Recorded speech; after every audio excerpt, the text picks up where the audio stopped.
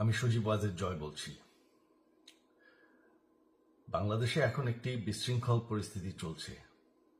সারা দেশে আমাদের ভাঙচুর হচ্ছে, লুটপাট হচ্ছে।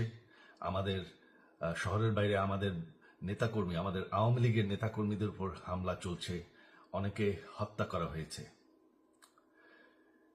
এই পরিস্থিতিতে আমি বলতে চাই, আওয়ামী লীগ হচ্ছে বাংলাদেশের সবথেকে পুরাতন গণতান্ত্রিক এবং সবথেকে বড় দল। আওয়ামী লীগ কিন্তু মরে যায়নি। আওয়ামী লীগ এই দেশকে, বাংলাদেশকে স্বাধীন করেছে। আওয়ামী লীগকে শেষ করা সম্ভব না। আমরা বলেছিলাম যে আমার পরিবার আর রাজনীতি করবে না, তবে আমাদের নেতাকর্মীর উপর যেভাবে হামলা হচ্ছে, এই পরিস্থিতিতে আমরা হাল ছেড়ে দিতে পারি না।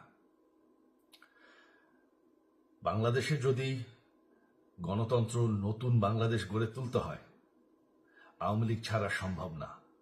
আওয়ামী লীগ হচ্ছে সব থেকে বড় দল। আওয়ামী লীগ কোথাও যাবে না, আওয়ামী লীগ শেষ হয়ে যাবে না। আওয়ামী লীগকে শেষ করা সম্ভব না। আওয়ামী লীগের নেতাকর্মীদের আমি সবাইকে আহ্বান জানাচ্ছি যে আপনারা সাহস নিয়ে দাঁড়ান। আপনারা একা না, আমরা আছি। বঙ্গবন্ধুর পরিবার কোথাও যায়নি, আমরা আপনাদের সাথে আছি।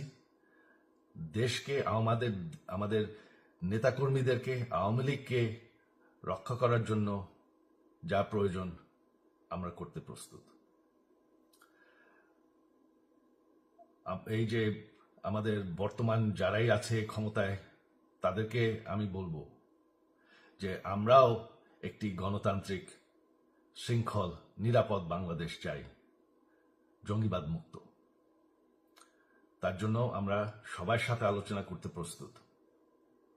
শুধুমাত্র তারা যদি জঙ্গিবাদ এবং ভায়োলেন্স বাদ দেয়। শেখ হাসিনা মরে যাননি, আমরা কোথাও যাইনি। বাংলাদেশ আওয়ামী লীগ ছাড়া গণতন্ত্র, নির্বাচন সম্ভব না। এই বলে আমি আমার কথা শেষ করছি। জয় বাংলা।